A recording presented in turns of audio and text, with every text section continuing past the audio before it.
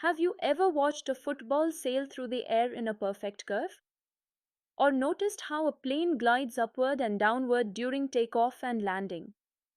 These motions aren't just artistic, they are governed by a fascinating concept in physics: motion in a plane with constant acceleration. Unlike straight line motion, here the velocity and acceleration act in two dimensions. This means we need vectors to fully understand how objects move when they are not confined to just forward or backward. Now, when acceleration is constant, both in direction and in magnitude, we can predict exactly where and how fast the object will be using beautifully symmetric equations. To simplify things, we break the motion down into horizontal and vertical directions, or what we call the x and y components. Each of these directions can be treated as a one-dimensional problem, but when we combine them, we get the complete motion in two dimensions. As you see in the diagram, the velocity and acceleration vectors can form any angle. They don't always have to point in the same direction like in simple linear motion. Let's begin with one of the foundational equations of motion. If a particle starts with an initial velocity vector v0 and experiences a constant acceleration a, then after time t, the final velocity v is given by the equation v equals v0 plus a multiplied by t. Yes, that's right. Just like in one-dimensional motion, the equation structure is the same, only now each of these terms is a vector. To make it more concrete, we can break this into components. In the x direction, we write v sub x equals v0 sub x plus a sub x into t. And similarly, in the y direction, v sub y equals v0 sub y plus a sub y into t. This equation allows us to find the exact velocity at any point in time in both directions.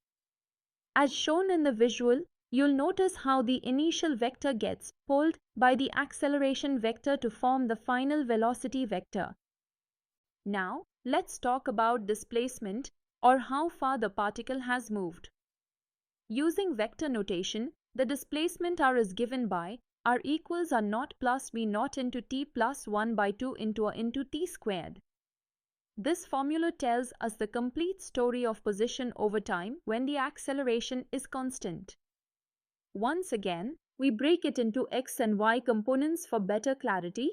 X equals x0 plus v0 sub x into t plus 1 by 2 into a sub x into t squared, and y equals y0 plus v0 sub y into t plus 1 by 2 into a sub y into t squared. One of the most brilliant ideas in physics is that motion in two perpendicular directions can be treated independently.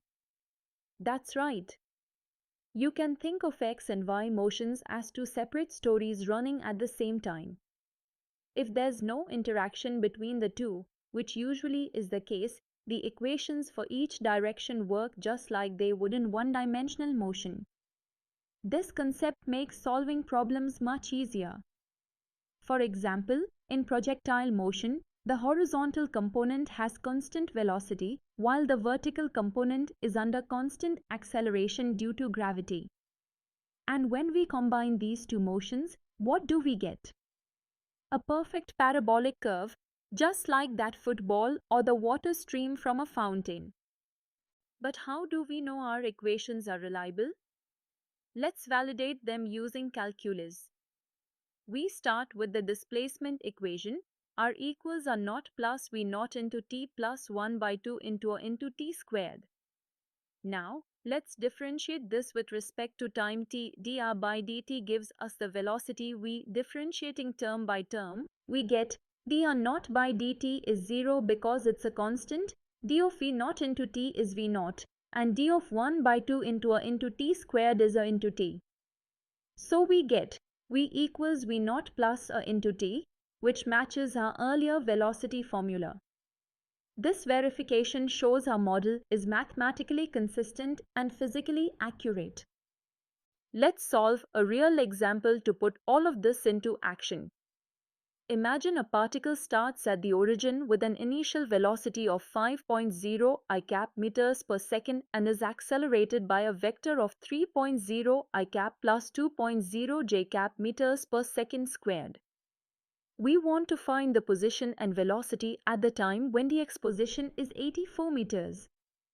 Using the displacement formula, R equals V naught into t plus 1 by 2 into t squared. Substituting the values, R equals open bracket 5.0 I cap close bracket into t plus 1 by 2 into open bracket 3.0 I cap plus 2.0 j cap close bracket into t squared. This simplifies to R equals open bracket 5.0 t plus 1.5 t squared close bracket I cap plus 1.0 t squared j cap. To find when x equals 84 meters, solve 5.0 t plus 1.5 t squared equals 84. This gives t equals 6 seconds. Now, y equals 1.0 t squared equals 36 meters.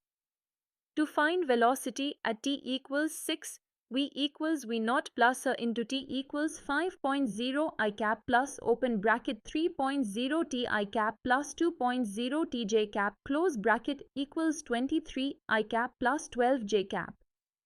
So the magnitude of velocity or speed is root of 23 squared plus 12 squared, which is approximately 26 meters per second. So, let's quickly recap what we've learned about motion in a plane with constant acceleration. We introduced vector equations of motion, v equals v naught plus r into t, and r equals r naught plus v naught into t plus 1 by 2 into t squared.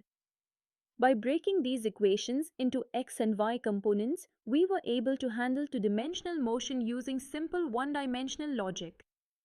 And we validated everything using calculus, plus saw how it works in a real example.